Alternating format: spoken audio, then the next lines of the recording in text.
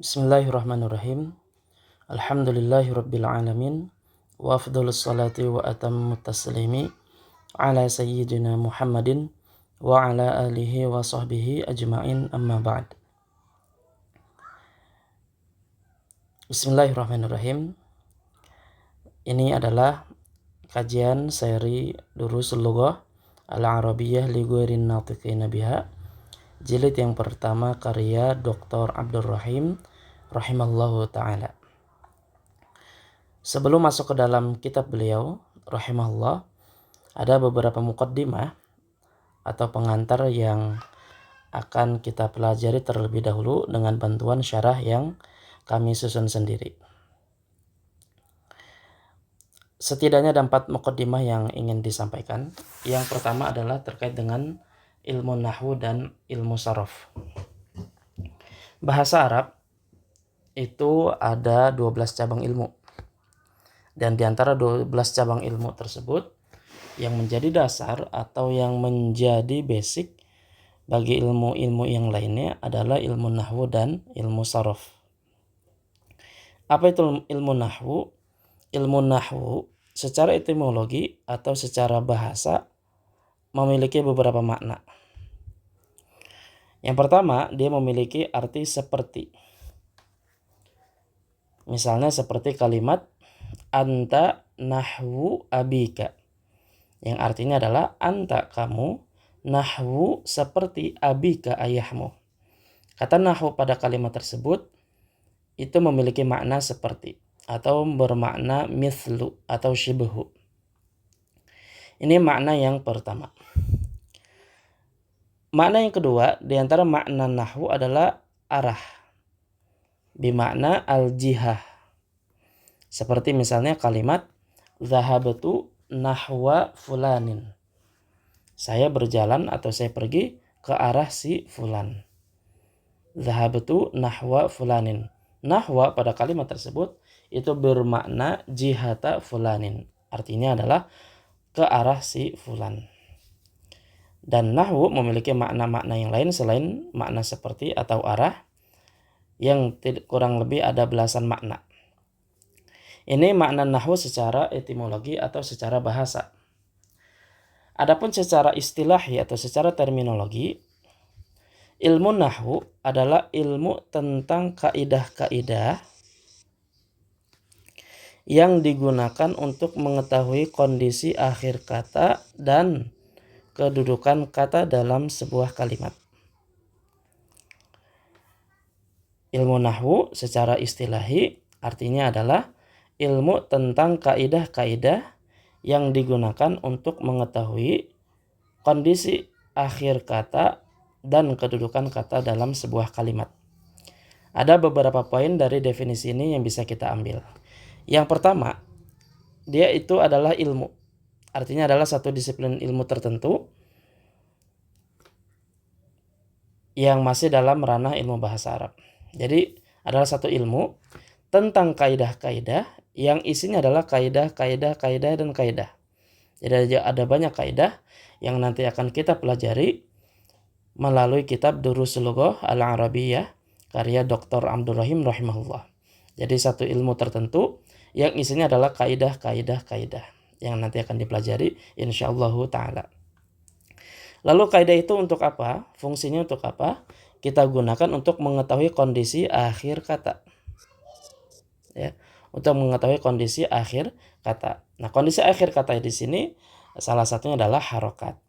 Ya, seperti misalnya ketika kita mendapati dalam teks-teks Arab misalnya, kita menemukan ada lafaz Allah misalnya. Lalu kita ingin membacanya apakah Allahu, Allah atau Allahi? Apakah akhirnya dengan dhammah, fathah atau kasrah? Nah, ketika kita mempelajari ilmu nahwu, maka kita akan bisa membacanya dengan tepat. Kapan dibaca Allahu, kapan dibaca Allaha, kapan dibaca Allahi. Misalnya seperti ketika kita mendapati sebuah kata atau kalimat qalallahu. Qalallahu. Di sini kenapa kita baca dhammah? Karena pada kalimat ini qalallahu artinya adalah Allah berfirman. Ketika kita sudah mempelajari nahwu, kita akan mengetahui bahwa qala di sini adalah fi'il. adalah fi'il madhi, sebuah kata kerja yang terjadi pada masa lampau. Adapun lafadz Allah ini adalah fa'il. Di dalam kaidah nahwu, fa'il atau satu kedudukan yang bermakna ia melakukan sebuah pekerjaan, ya, dari fi'il sebelumnya, maka dia wajib dibaca marfu atau harakat akhirnya adalah dhammah. Begitu. Nah, ini diantara kaidah nahwu. Jadi kapan kita membaca sebuah kata dengan harakat akhir dhammah adalah ketika ia berkedudukan sebagai fa'il. Contohnya seperti dalam kalimat ini, qalallahu. Atau misalnya ketika kita mendapati sebuah kalimat innallaha misalnya. Misalnya seperti innallaha. Nah, di sini kita pasti akan membacanya innallaha dengan menfathahkan harakat akhir pada lafadz Allah. Kenapa? Karena nanti kita akan mempelajari di antara kaidah-kaidah nahwu, setelah kata inna itu biasanya adalah isim inna. Ini kedudukannya sebagai apa? Sebagai isim inna. Yang di antara kaidahnya, isim inna itu harus dibaca mansub. Apa itu mansub? Yaitu harakat akhirnya dibaca fathah. Begitu. Jadi nggak mungkin kita membacanya innallahu atau innallahi. Tidak mungkin kita membacanya dengan harakat dhammah atau dengan harakat kasrah. Melainkan kita akan membacanya dengan innallaha. Sebagaimana dalam surat Al-Asr ayat yang kedua, a'udzubillahi minasyaitonirrajim, wal 'asr innal insana. Nah, di situ dalam lafaz ayat yang kedua Allah berfirman innal insana dengan menfathahkan kata al-insan di akhirnya. Kenapa? Karena dia juga berkedudukan sebagai isim inna yang wajib dibaca mansub yang harakat akhirnya adalah fathah. Ini contoh kalimat yang kedua. Atau misalnya kita mendapati sebuah kalimat, misalnya ada kata fillahi, misalnya ada kalimat yang sering kita dengar fillahi, uhibbuk fillahi misalnya. Nah, kenapa kita membacanya dengan kasrah fillahi? Karena di antara kaidah nahwu, kata setelah fi itu wajib dibaca majrur. Apa itu majrur? Yaitu kata yang harakat akhirnya dibaca kasrah, begitu. Nah, inilah sedikit kaidah-kaidah di dalam ilmu nahwu yang fungsinya adalah untuk menentukan harakat akhir kata atau mengetahui kondisi akhir kata. Di sini katanya sama lafadz Allah, tapi dengan cara baca yang berbeda tergantung kedudukan katanya seperti apa. Nah, inilah definisi ilmu nahwu. Jadi satu ilmu yang isinya adalah kaidah-kaidah yang fungsinya kita bisa mengetahui kondisi akhir sebuah kata ataupun kedudukan kata dalam sebuah kalimat. Apakah dia sebagai fa'il, isim inna, mudhof ilaih, mubtada, khobar, dan seterusnya, yang insya Allah akan kita pelajari sedikit demi sedikit di dalam kitab Durusul Lughah karya Abdur Rahim rahimallahu ta'ala. Baik, ini adalah ilmu nahwu. Lalu yang kedua adalah ilmu sharaf. Nah, ulama mengatakan, ada yang mengatakan ilmu tasrif, ya, ilmu tasrif. Secara etimologi, as-sarfu atau tasrif itu memiliki makna perubahan. Artinya adalah tahwil, ya. Sebagaimana dalam firman Allah Subhanahu wa taala dalam surat Al-Baqarah, wa tasrifir riyah, ya.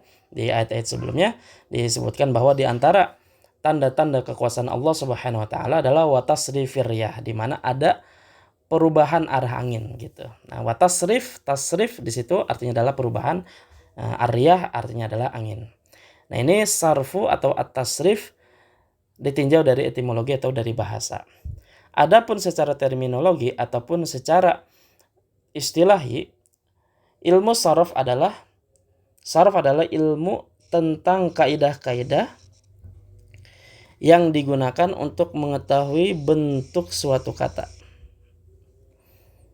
Jadi saraf atau tasrif adalah ilmu tentang kaidah-kaidah yang digunakan untuk mengetahui bentuk suatu kata.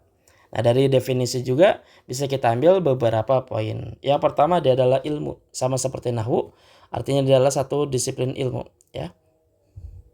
Satu disiplin ilmu.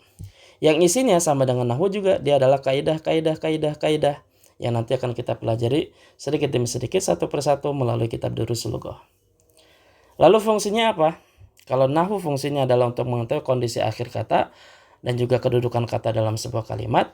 Nah, sementara sharaf itu fungsinya, kaidah-kaidahnya itu digunakan untuk mengetahui bentuk suatu kata. Jadi untuk mengetahui bentuk suatu kata.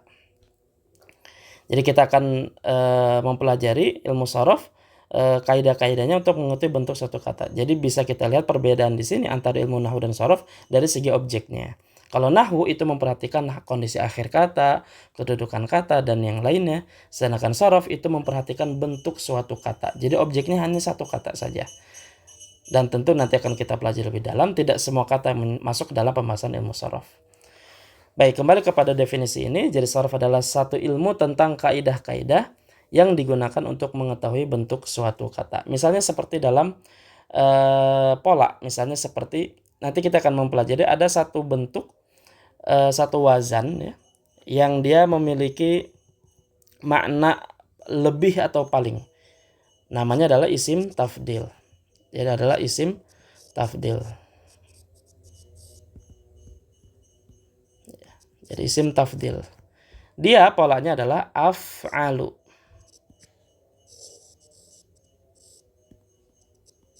Af'alu. Nah, ini pola kata yang memiliki makna lebih atau paling. Misalnya seperti kata besar. Besar dalam bahasa Arab artinya adalah kabirun. Ini adalah sebuah kata sifat. Artinya yang besar. Lalu bagaimana cara kita mengubahnya? Yang memiliki makna lebih besar atau paling besar, maka kita ubah menjadi pola af'alu. Maka menjadi apa? Dia menjadi akbaru. Sesuai dengan pola af'alu. Jadi akbaru artinya adalah lebih besar atau paling besar. Sebagaimana ketika kita takbir dalam salat, Allahu Akbar artinya Allah Maha Besar. Begitu. Atau misalnya dengan kata yang lain seperti ada kata fadil misalnya.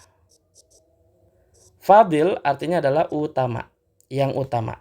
Dan ini adalah sebuah kata sifat juga yang memiliki makna yang utama.